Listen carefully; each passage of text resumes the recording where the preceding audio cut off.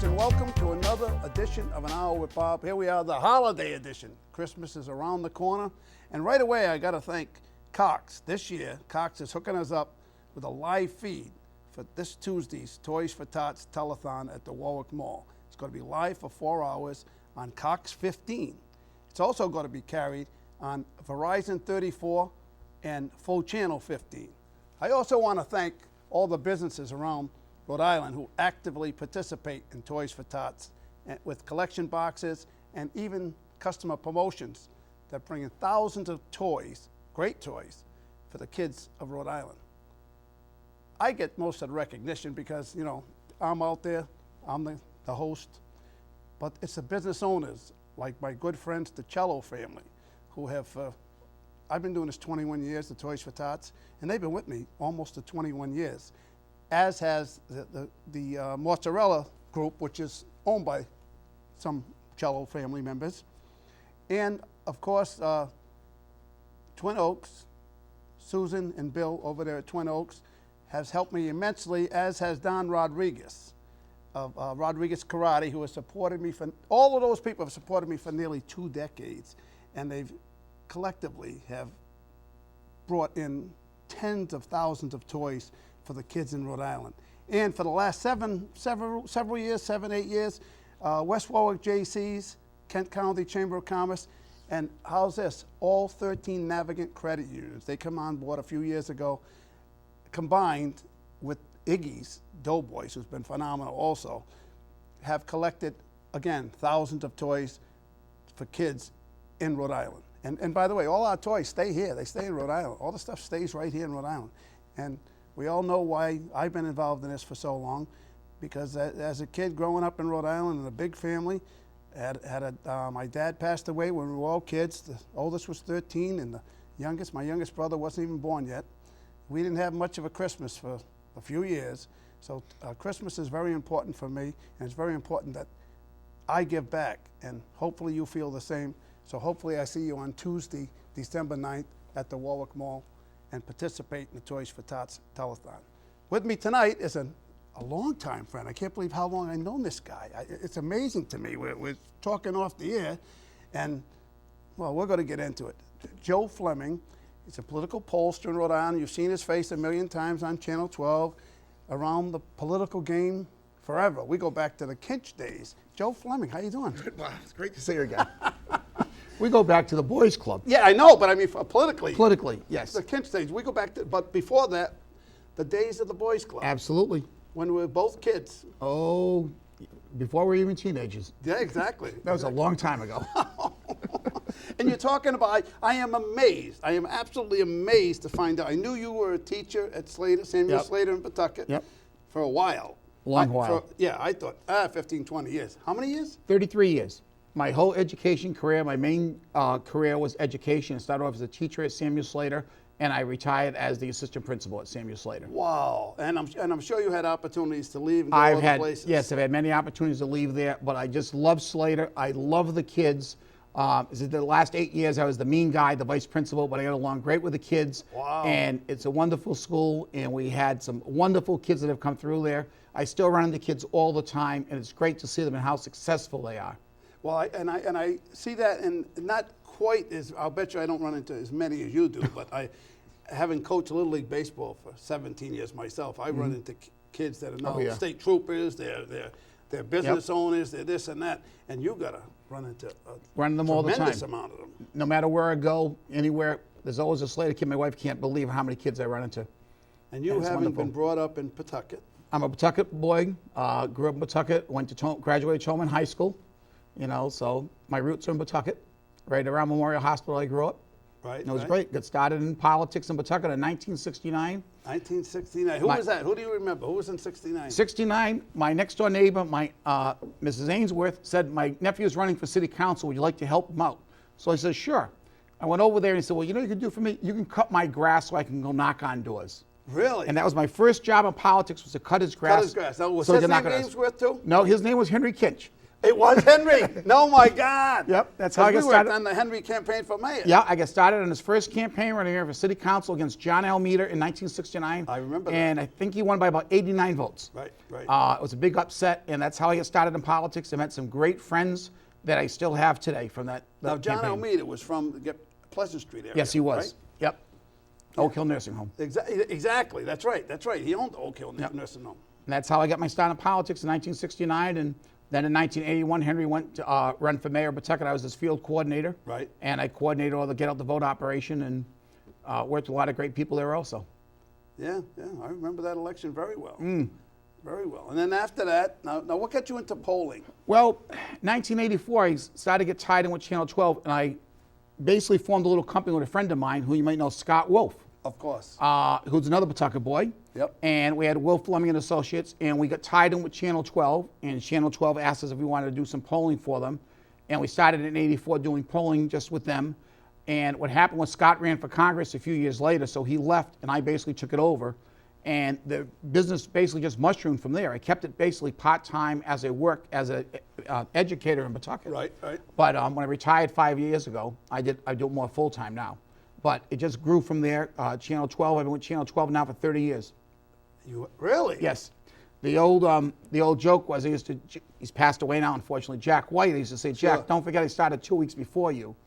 But only in Rhode Island. And he was from Pawtucket too. Grew up around the block from me, Englewood Avenue. Exactly. I knew Right Jack around the very block well. from me. Yes, Yep. yes. And now I work with his son, Tim, who's absolutely fantastic. Yes, yes. Been on the show a few times. Oh, actually. Tim's great. Yeah, nice guy. Yep. Well, I still call him a kid. Nice kid, nice guy. Yep.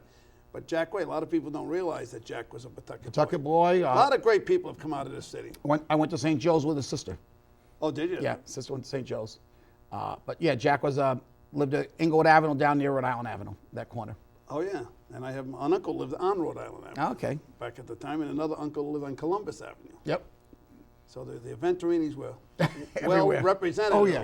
in Pawtucket, right? But you were mainly known for Main and McGill Street area. That's right. That's right. See, I remember. And the bonfire days of the Oh, yes. McGill and Whitman Street area. I remember those very well. You remember them? Oh, yes. Well, I guess if you lived in Pawtucket long enough, you would have to have remembered Oh, yeah. the fireworks and the bonfires Yep. on McGill Street Yep. over the years. I'm still on McGill Street. How do you like that one? Good for you. That's I moved great. to East Greenwich for 5 years, and I'm back in Pawtucket. Pawtucket's a great Back place. in the big city. Great And place. It's insulting when people call it the bucket, because Pawtucket, I think of Pawtucket as I look at the people that have been successful to come out of Pawtucket. Mm-hmm. And the name that comes to me right away is the guy that owned Lady Pepperell and owned Fruit of the Loom Oh, yeah. underwear, right? Yep. BVD and Fruit of the Loom he owned. Yep. Folly. Bill Yes, Folly Bill was his Folly, name. yep. In fact, I worked for him a couple of times. He came into town from Chicago. He's based Mm-hmm. in Chicago. He's based in the Sears Tower in Chicago. No, it's not the Sears Tower anymore. Yep. But he was based out of that's his Hmm. world headquarters. And he's a multi-millionaire. But he's a Pawtucket boy. Pawtucket In boy. fact, I think his father died, but I think his mother still lives in Pawtucket. Mm-hmm. And he started here. And the first host of Good Morning America was from Pawtucket, wasn't he? Oh, yes. Can't remember his name. Was David? It was David. Yeah, it was David. Yeah. David. We got to I get know the he name. did. What's the name? What's the name? You got to know it. You're how old? 12? Huh? Nolan's got to know it. I bet you Nolan knows it. He has Nolan, no idea. you're 12, right? Nolan Leite, huh? And ironically, we find out when we walk in here, his father, Dan Leite, was a student of So yours. mine is Slater Junior High School. Yep. So I said I ran into last Friday night. I was in Coles, ran into somebody. Really? Yeah. And then they go, they'll tell me they see me on TV from the polling and stuff, and so they still remember who I am. Oh, yeah, of course. Oh, yeah. You got to look a little different. We all got to Oh, look yeah. a little different. A lot grayer. I was out campaigning, as I talked to you off air about, I was out campaigning with Tan McKee, and we ran into several people that knew me from days of coaching. And I ran into this guy that was 50 years old, and he said, "You coached me 40 years ago." Now that makes you feel old. Yeah. 40 years later. And he's trying to get me to guess who he was. Sure. 40 years Good luck. later. Oh, no, I did. I figured it out. It took me a couple of minutes, but I figured it out. You would have got it, right, Nolan? No? Now, how long have you been playing the guitar? About 6 years. 6 years, and you're 12 now? Yes.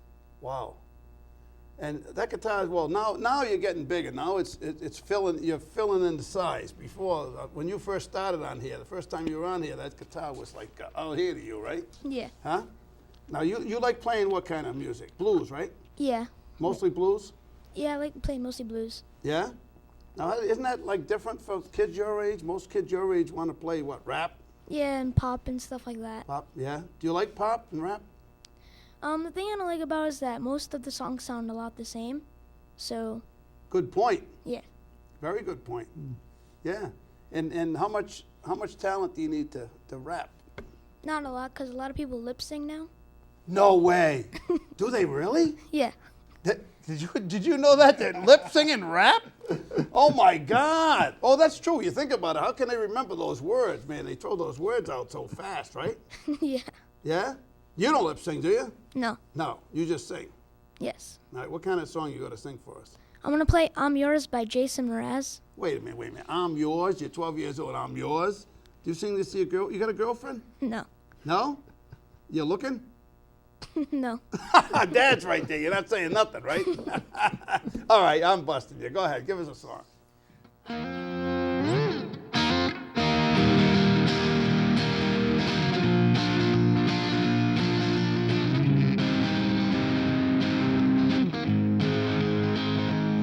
Well, you done me and you bet I felt it. I tried to be chill, but just so hot that I melted. I fell right through the cracks. Now I'm trying to get back. Before the cool time run out, I'll be giving it my bestest. And nothing's gonna stop me but divine intervention. I reckon it's again my turn to some learn some, but I won't hesitate no more. No more, it cannot be. I'm yours.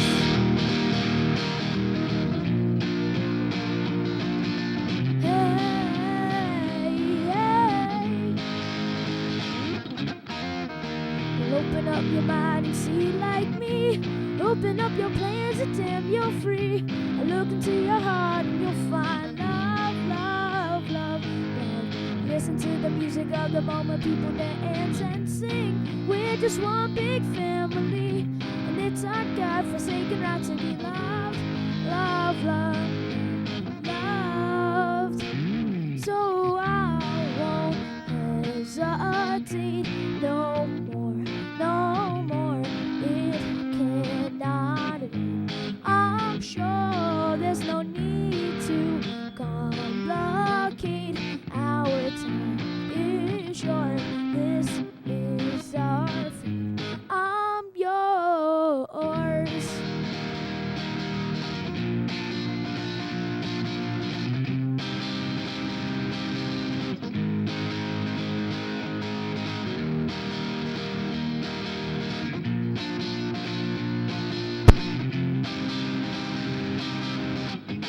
I'm yours.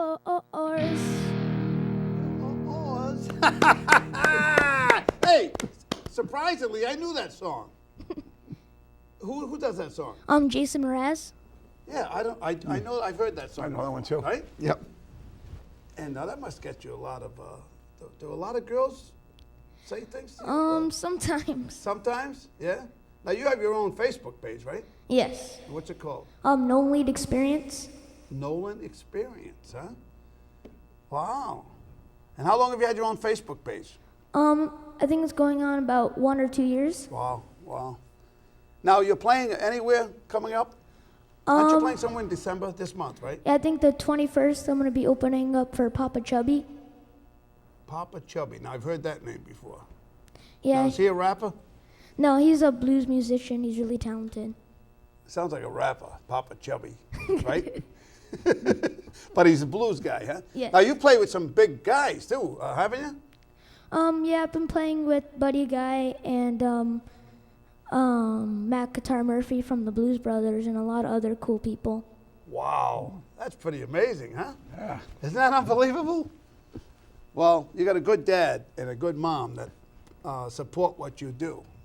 Yeah. You know, taking you around, you know, it's like the parents that take their kids around to go to hockey and go to soccer and go to play baseball and everything else. They spend any time on their own. They're taking care of their kids all the time, right? Yeah. All right. Well, we'll be back to you in a few minutes. I got to talk to my longtime friend Joe Fleming over here. The Pollster, 30 years. Yep. 30 years at Channel 12. You've been polling. 1984 we started. Wow. That was a book too, right? Yeah. Actually. George Orwell. Oh, Orwell. George All right, Orwell, yeah. 1984. There you go. Yep. So polling. Now, how did you do this year? We did okay this year. Yep. Very busy year.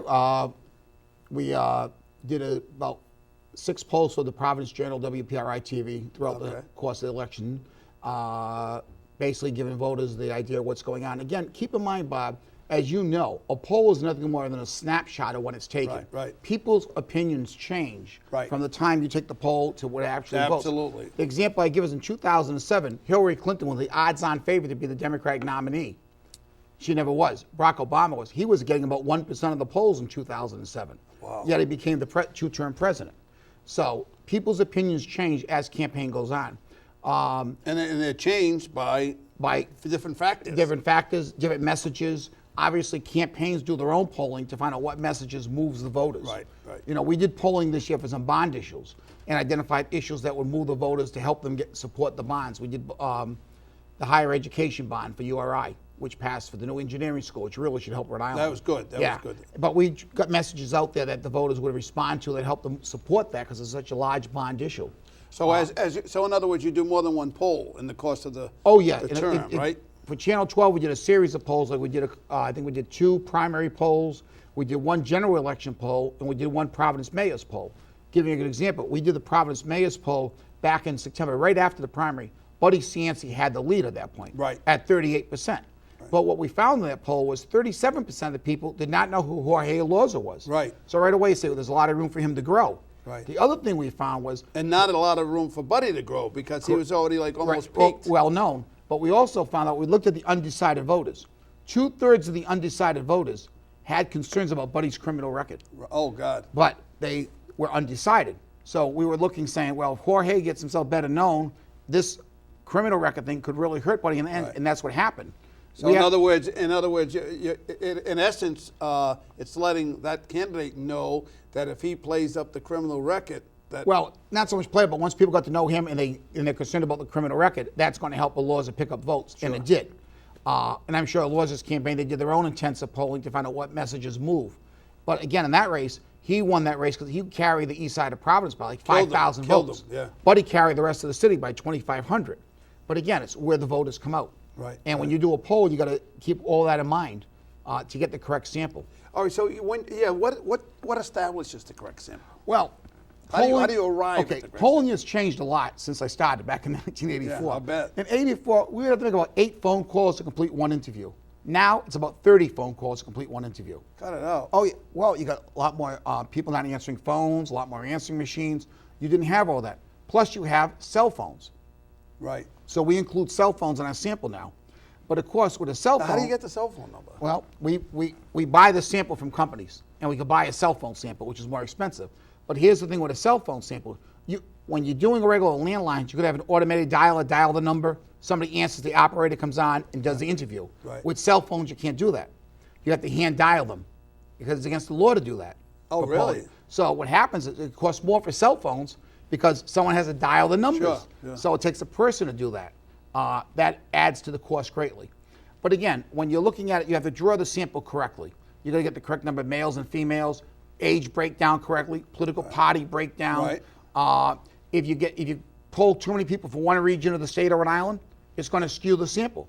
Sure. I mean, if I polled everybody from, say, Barrington and East Greenwich, that's going to skew the sample Republican. Yep. So you got to weigh your sample correctly when you draw your sample. Now, weren't they saying in the Providence poll they were complaining that the Brown University poll?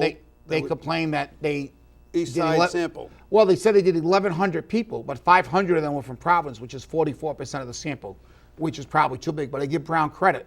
They went out and redid that survey. Right. They did another statewide survey and found the race not 11 points, but 1 point. But this Providence sample was a lot different in that one. So that could have, I don't know if that was the main factor in it or if the race just closed a lot. But again, drawing your sample is correct. And again, who you talk to. Are you talking to registered voters? Are you talking to likely voters? Right. So it makes a difference when you call. I mean, if you're calling, say, in January, you may just talk to registered voters. When you're calling in September, October, you want to talk to likely voters. Right. Because if you're not going to vote, their opinion doesn't count. It doesn't count. And don't you know, because you can buy list of people, or you get lists from Right. the people that voted in past elections. Yes, you can get that. The thing with that is you have new voters that come in, so you got to make sure you account for those. And sometimes you get people who didn't vote, other times do vote. So there's a lot of different ways to draw it. And there's a lot of screen questions on how you screen them to get the people that you want in the survey. So there's a lot that goes into the surveys to get them right.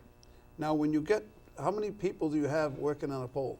Well, Doing the calls. Doing the calls, we use an interviewing company, out-of-state company that does the interviews for us. They may have 15 people on the line at night, or they may have 10 people on the line. They will complete the survey usually in like 3 to 4 days. The surveys we do for Channel 12 is about a 500 sample, Right. which means we complete 500 surveys. To get those 500 surveys, we may make 12,000 phone calls to get 500. Really? Well, because no answers, disconnects, answering Change of machines, number, all sorts canceled, of things. yeah. So it's the things that come, as I said, it takes a lot more phone calls nowadays than it used to.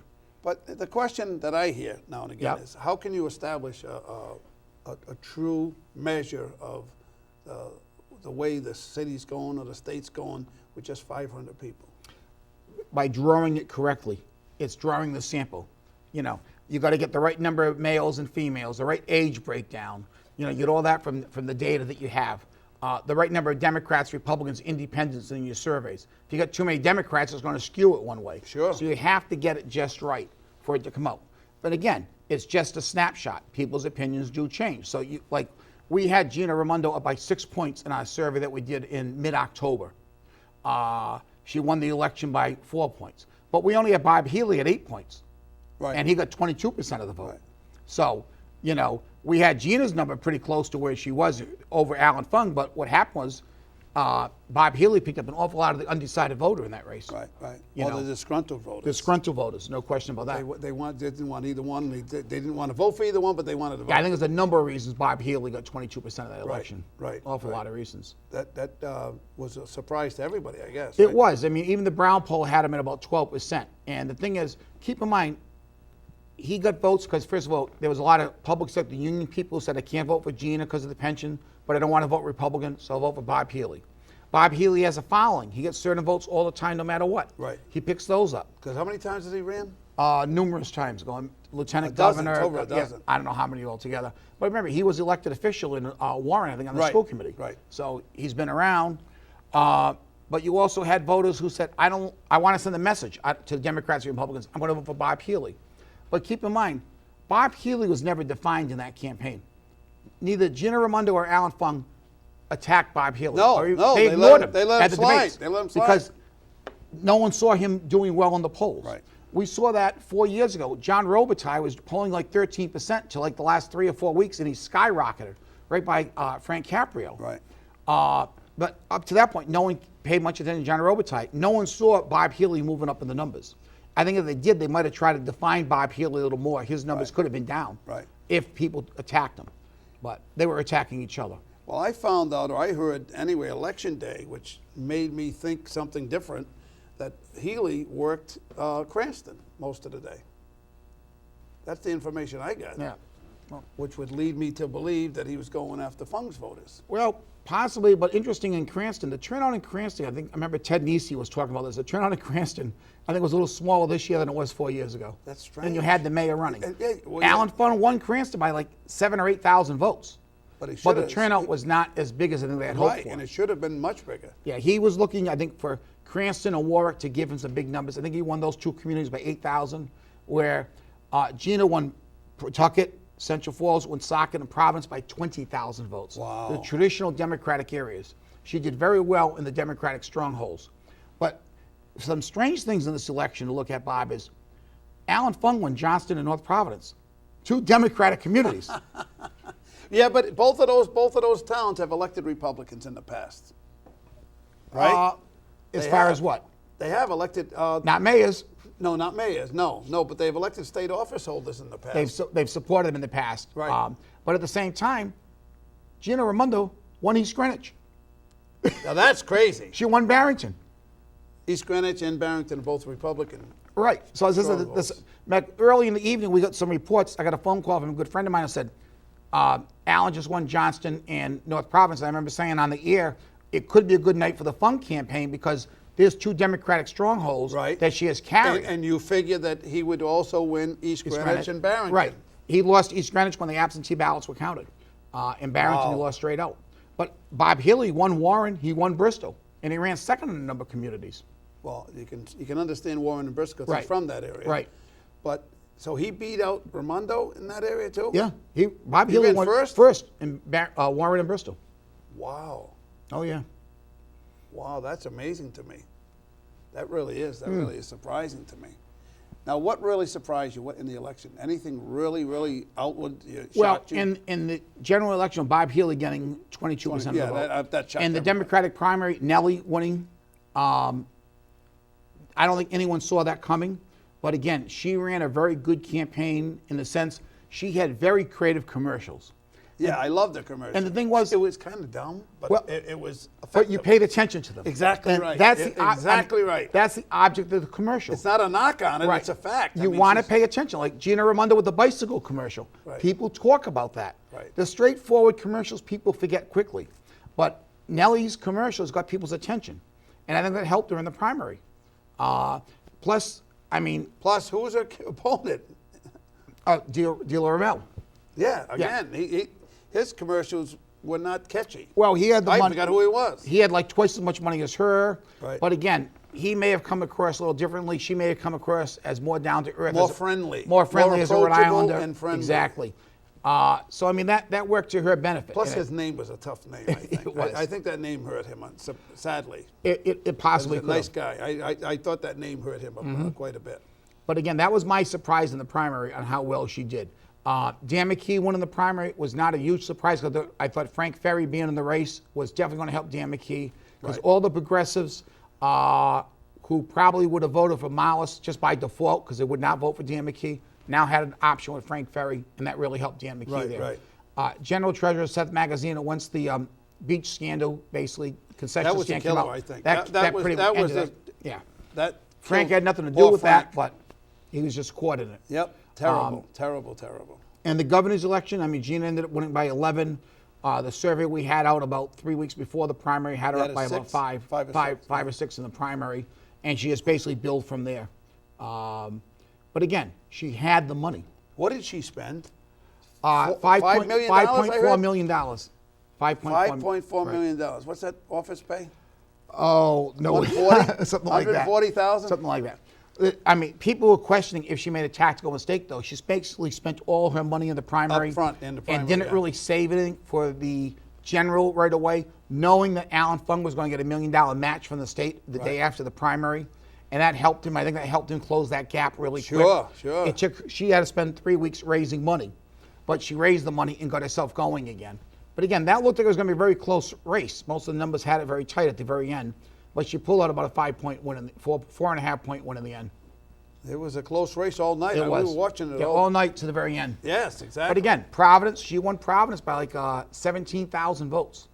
Providence is always a killer for the Republicans. It is. I mean, they usually can counter that with South County, places like that. The small communities, add them all together. But when you come out trailing Providence, Pawtucket, Central Falls, Woonsocket by 20,000 votes, the valley, it's really tough. The valley is tough. Yeah. Now, I was told a long time ago, I've been involved in politics probably longer than you. My father ran for councilman in 1955, and I was a little kid. Too. I was a little kid. I was 5 years old, I think, and I passed out pamphlets for my father. I met John F. Kennedy in 1960 when he came to Providence. And I had a button not a button, it's a pin. It's a I have a pin donkey. I have a pin collection at home. Yeah, it's a donkey. And it's shaped like a donkey, and it's gold, and it's got fake jewels in it. Yep. And I got that from John F. Kennedy when I was a kid. And I was always a Kennedy fan, a big Kennedy fan. But more so Robert Kennedy than John Kennedy, because I thought he was the brains behind the whole operation. But you know what? We're going to get into that in a minute. Because you got to sing. You got to sing for me. What do you got for me now? I want to play Mary Had a Little Lamb, but put it in like a blues kind of style. Is this your own thing? No, I'm actually getting this from Stevie Ray Vaughan. Stevie Ray Vaughan? Yes. Oh my gosh. All right, go for it.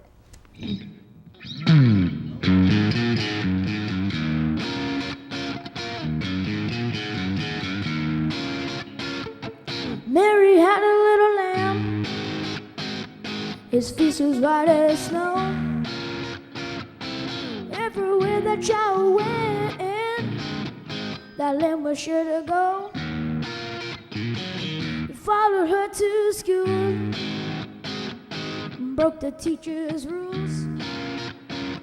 Oh, what a time they had that day at school.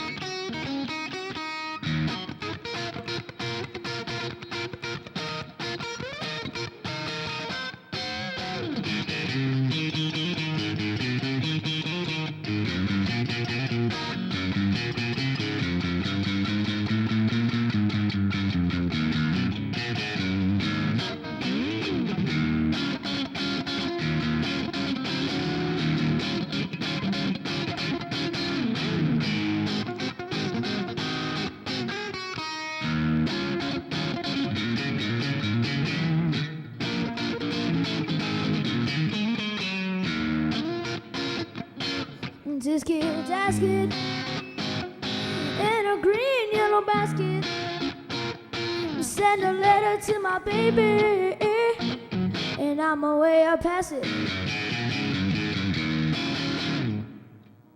Oh, holy cow. You can really play that guitar there, kiddo, huh? Thank you. Wow, huh? He's good. Yeah. 12, just turned 12, right? Yes, in October. Yeah. Wow. October what? Oh, that's right, you're a Libra like me. Yes, October 8th. 8th. I'm September 24th, so, but we're both Libras. Who's your political idol? Mine is, oh, you've heard it, Robert Kennedy. I would have to say, the person I really admire was Franklin Delano Roosevelt. Oh, from wow. years ago. Yeah. More currently in my lifetime, I would say I really admired Hubert Humphrey. Yeah. And a person you might remember from the 70s, Senator Frank Church. Oh my From God. the West Coast. Yeah, yeah. Yep. Wow. A liberal Democrat, if I in fact, recall. So wasn't Humphrey. I worked in Rhode Island on his presidential campaign in '76. Did you really? Yep. Did you work for Mondale too? No. I figured with those people, with that lineup, you would have been a Mondale fan. No. Now, why Church? Why Frank Church? He's California senator, wasn't he? No, I think it was, Where was he? Washington or Oregon, one of those two. Oh, he's up states. there. Yeah, yeah. Okay. Yeah, up there. That was someone I knew. I just liked him. I liked the stance on the issues back then. Right. I worked with him when he ran. I met him when he came to Rhode Island when he was running for president in the presidential primary. Just liked the man. And Hubert Humphrey I admired for years and years. Yeah. Now he was a Midwest guy. Right? Minnesota. Michigan. Minnesota. Minnesota. Yes. Yep. Yeah. And where was Mondale from? He was up that way too. Mondale's Minnesota also. Minnesota too. Yep. Yeah. Oh yeah. Wow. But Frank Church, that's amazing to me. Well, I was talking to you that off air. There's a little island off the coast of Fort Myers called Yosepa Island, USS EPPA. And I asked nearly 100 people down there in Fort Myers doing a Bob's Big Adventure down there, and I was allowed to go on the island. It's a private island. Yep. And they have a museum on the island. I walked in, I was museum. They got 106 houses on the island. They're all $1 million houses. And they have their own little fire department, their own one cop police department. Yep. Probably have 3 cops in the police department. And it's a totally self-contained island. They have their own water supply. They make their own electricity. It's unbelievable. This little tiny island that nobody knows about, and it has this six room hotel or inn, you would call it, a fancy inn. It's the Collier Inn. It's called the Collier Inn, and on the first floor, it's like going back in time. You can have lunch there. You can have dinner there. You know, if you're invited onto the island, which I have been a couple of times, and I've actually helped other people that lived on there. I have a friend of mine lived in Fort Myers for years. Had always wanted to go on the island, never could. I got him there. He said, how does this happen? How do you come down here and you get me on the island when I've been trying to get on this island for years? And we got to have lunch there. It's like a Bogey and Bacall movie. You know, you see inside the place with the big fans going around. I'm waiting for somebody to play the piano and Humphrey Bogart to say, "Play it again, Sam," or something like that. That's Casablanca. But anyway, that type of thing. But on that island also, it is the Toppin Hall of Fame, Toppin Fishing Hall of Fame, and you got the big names: Harry Truman, a lot of presidents, Zane Grey, a lot of authors, industrialists, you know, famous people. They're on the wall with when they caught a toppin fish, they would cut the fin off, the little fin off, and it would be on a plaque with the name of the person, the date they caught it, the weight of the fish, and they're all over this in this first floor of this place. And they also have the only two Neanderthal skeletons that were ever found in the United States on that island. They had two colleges or two universities, two separate universities, one working the male, one working the female, collecting data from it, you know, and digging it up. It's just pretty cool. But that island was where George Bush had his party when he won the first election. Oh, okay. That's why I brought it up. That's why it came full circle to that event. Yeah, we're getting into presidential politics already. 2016 is coming right up. Do you think Hillary Clinton's going to run? She's positioning herself to run. Right. I mean, in the end, it'll be her personal decision, but she's putting herself in the position to run right now. Right now, she's the odds-on favorite for the Democratic nomination. Then again, she was 8 years ago also in 2007. Right. So you don't know what's going to happen. But I think you're going to see a lot of other Democrats get themselves in position just in case she doesn't run. Right. You know, and I'm sure one or two of them will challenge her anyway to see if they can make some inroads. You never know what's going to happen. I mean, a lot of our nominees are not people you ever thought are going to be the nominees. They come out of the woodwork. Bill Clinton, no one knew him. Right. Jimmy Carter, Obama. I mean, you're getting a lot of Democratic presidents who people did not know just came up from nowhere. Right. You know, so you never count anybody out at this point. This early date. They're saying the Republican possible chance is another Bush. It looks like Jeb Bush is thinking about running. Right.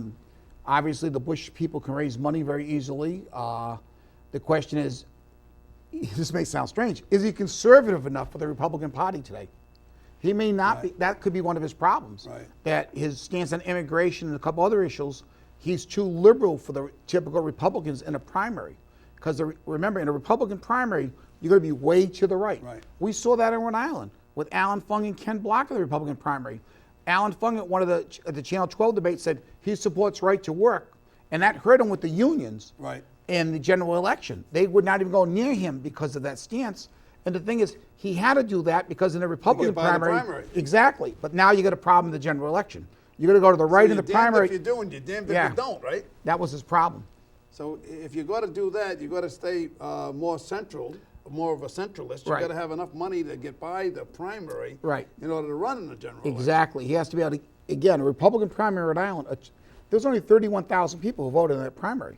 That's considered a good turnout for a Republican primary. So, I mean, you have to be very careful, and you can't alienate too many people, so you stay more to the right in a Republican primary in Rhode Island.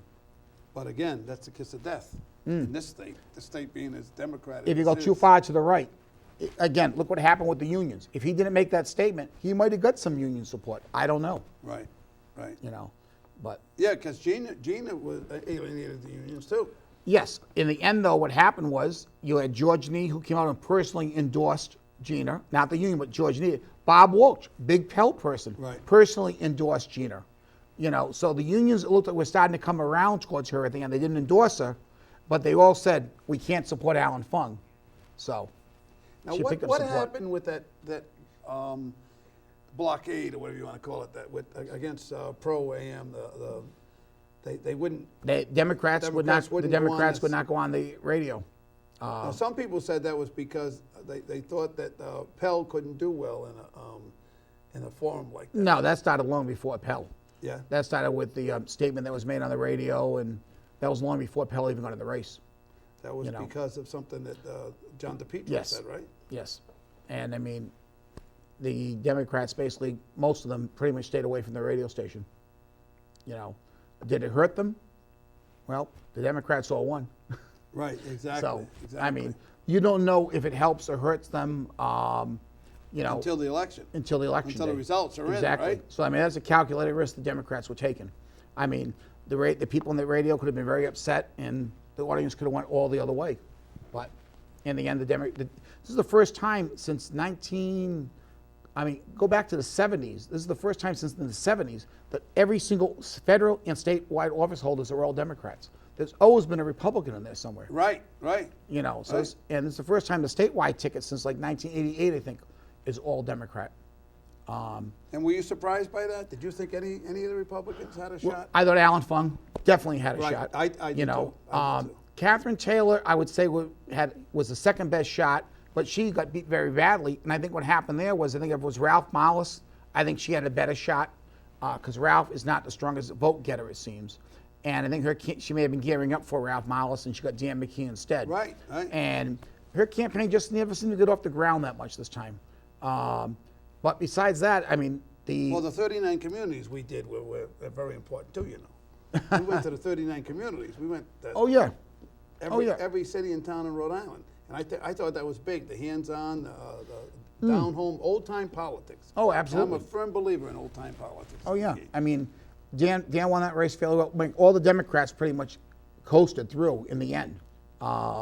You thought some of the races could be closer, but in the end, they all pretty much coasted through statewide. And the federal candidates had a very easy time. Now, what do you think of Fung's future? I think Alan Fung still has a future in politics in Rhode Island. I mean, he has 2 more years to serve as mayor. Right. He can run again for mayor if he wants.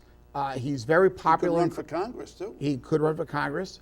Again, he would have to run against Jim Langevin, who's also a very popular congressman at this point.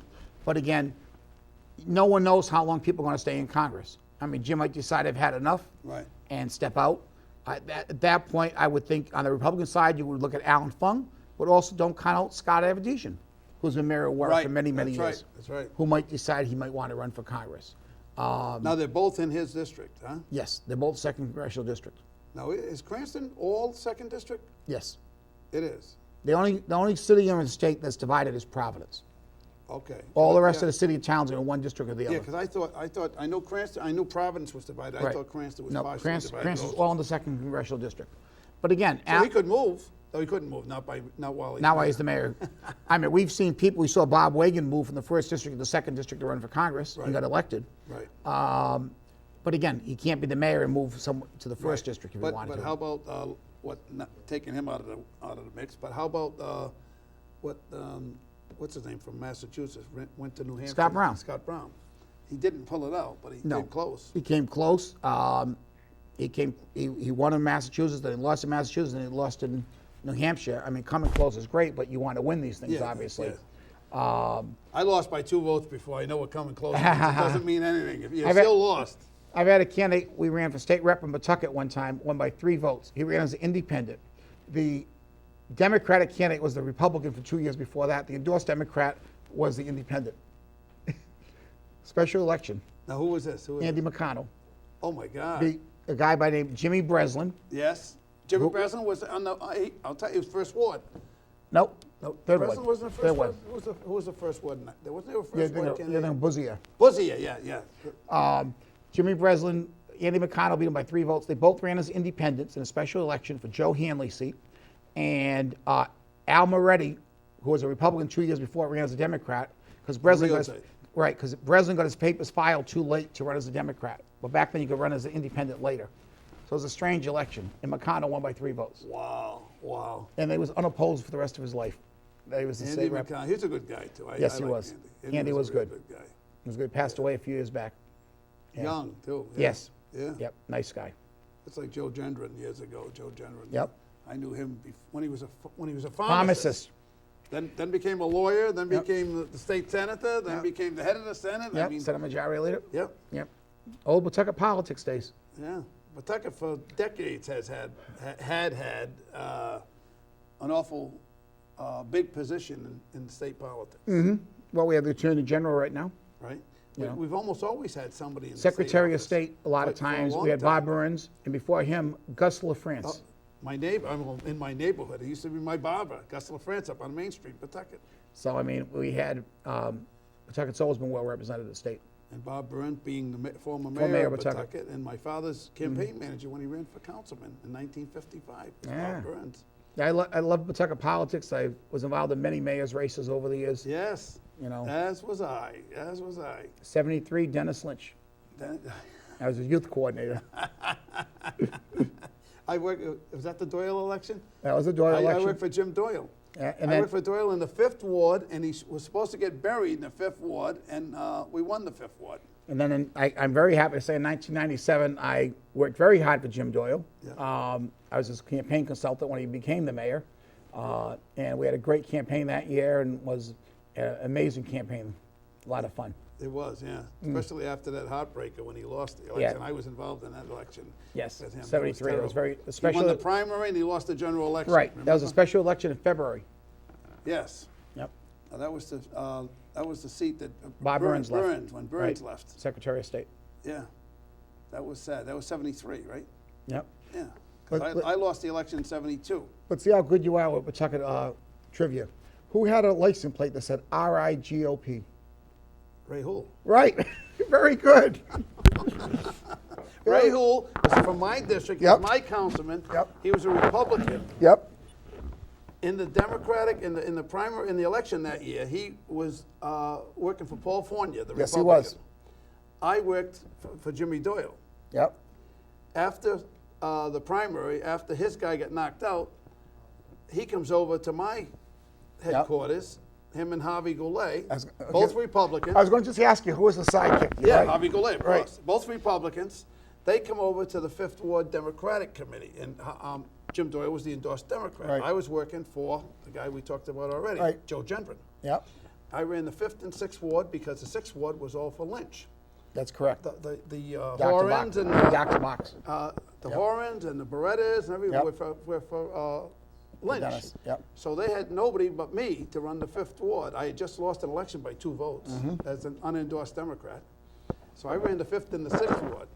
I lost the 6th Ward by 99 votes. I won the 5th Ward, but I lost the 6th Ward. But he should have got buried with all those people working for Lynch. Doyle should have got buried in the 6th Ward, and he did not get buried in the 6th Ward. But we still lost the election because he got buried in his The own third ward, ward. actually. Yeah, Third and the third 4th ward. Ward. Second Yep. is his own district, but the 3rd Ward he got killed in, right? Yep. You're correct. But it was, and then after that election, they tied in with the Lynches. So he went from, Hool and Harvey went from the Republican to the endorsed Democrat to the unendorsed Democrat, and then flipped over and became Democratic ward committeeman, and Bob Venturini was out in the cold. From then on, I was behind the 8 ball, so to speak. went on to become state representative. Yep. And only because I didn't run that year, because I would have ran against him. Absolutely would have ran against him. But that was the time I was dealing with other things, and I didn't run. He ran unopposed, actually. I think so, yes. Oh, well, I'm absolutely sure of that. He ran unopposed the first time he ran for state representative. He would not have beaten me. There's no doubt in my mind. He would never have. He would never ran if I ran. I'm saying that publicly. Yeah, he would. He would never.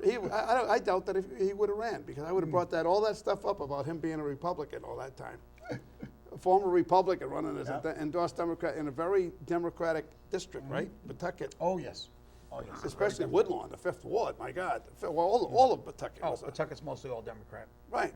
And you have a Republican running for Democratic state rep. You know, that would have all been brought up. But he didn't have any opposition. No. Nobody ran at all. Nobody wanted the seat that year, I guess. Yeah. Well, we had even this year, Elaine Kadir, gave up her seat, and Dave Coughlin filed for it. No one ran against him. Right. You get things like that happen, and other times you have big races. I know. And every time I ran, I've always had a real horror show, a real battle.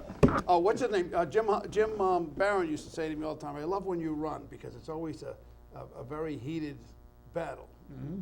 It's always a lot of fun. Yeah, it's fun for you. It wasn't fun for me. Right? Are you involved in politics? No. Nolan Leite, No. huh? No. You got to be involved in politics any time in your life? Stay out of it. Stay out of it. Give us a song. What do you got for us? This is called Crossroads. Crossroads. That's in Providence, right? No, but you don't even know what I'm talking about. Go ahead. I know. You got to go home and you're shaking your head. You got to be saying to Dad, what was he talking about? What was he talking about? All right, go ahead.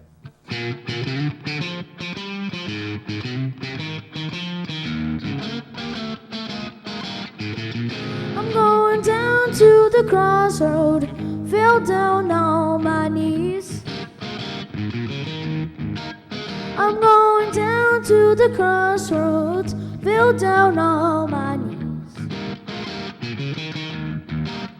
I said, oh Lord, have mercy, save poor Bob if you please. I'm going down to the crossroad, trying to flag a right. Going down to the crossroad, trying to flag a right.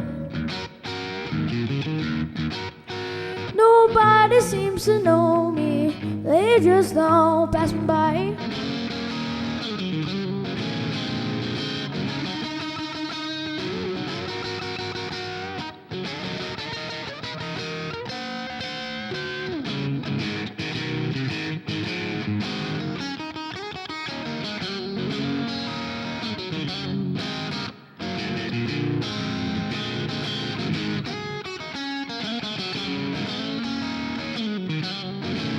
I'm going down to the crossroad, trying to flag a right.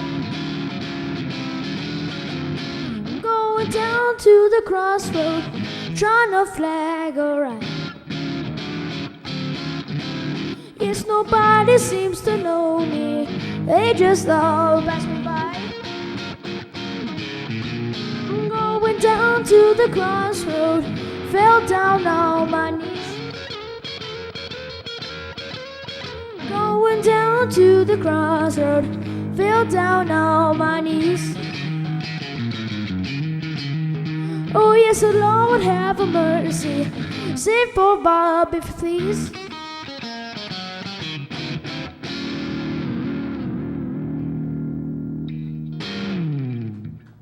Nolan Leite. From Pawtucket boy, another Pawtucket boy, right? Yes. Now, where do you go from here, Nolan? Where do you want to go? What do you want to do in life? I want to be a blues musician and hopefully make it big. Make it big? And be successful. Wow. And if you make it big, what's the first thing you got to do? Share some of my money with my family and stuff like that. Really? That's pretty good, huh, Dad? Wow. That's nice.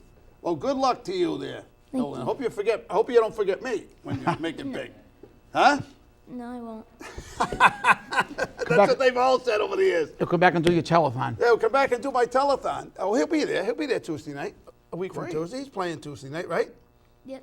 And we got Derek Lavassa, the winner of this year's Big Brother. He's got to be there. We got Dominic DiPasquale, the singer, sings all the Italian stuff on the Federal Hill all the time. He'll be there at the Toys for Tots. Yep. We'll have Matt Roberts, the magician. I love the guy. I mean, the guy does some great stuff, doesn't he? And we've got to have Jason there, Jason Morrell, right? Isn't that his name? The other magician. He'll be there later on in the evening. And we'll have several other singers at that event. We'll have a lot of, maybe you show up. Maybe you stop by. We have Mike Montecalvo said he's got to stop by. Oh, good. Mike's a great guy. And we have, who comes every year, and I really, really appreciate it because he comes down from Boston, and you got to remember him, Steve Avison. Absolutely. I talk to him every so often. Yeah. Every so often he'll call me. Good guy. What a good guy. Very good he guy. is. Well, he comes down from Boston, drives down from New England Cable News to come down to catch the show, huh? Every year he does. Oh, it's a great guy. Yeah, he's a real good guy. Real good guy. Absolutely. And John DeLuca from Channel 6. 6, yep. And a guy that almost never misses is Tony Petrarca, of course. Tony's been with me almost since the beginning. Tony's a great guy. Yeah. I joke with Tony because one of Tony's first years there, he was my gopher at their election day. Oh, no kidding. I joke with him about that over the years. But Tony's wonderful. Right. Oh, he's a local boy. Oh, yeah. All those people at Channel 12 are great. They are. They really are. They are. That's a good crew there. They're wonderful. I mean, working with Tim White, Ted Nisi, Dan McGowan, I mean, they're all really great. And all the reporters, fantastic. You know who I'm still friendly with is, in fact, I talked to her the other day, is she left a few years, last year. She left last year. She's up in Buffalo. Oh, Jennifer Mobilia. Mobilia. Oh, Jennifer yeah. Mobilia. Yep. Yeah, she still remembers that when she was here the first time, had to work that day, and she, it was a nice compliment she paid me the other day. She said that was one of the nicest things anybody has ever done for me. She was just here, she wasn't friendly, didn't know anybody, and she had to work Thanksgiving.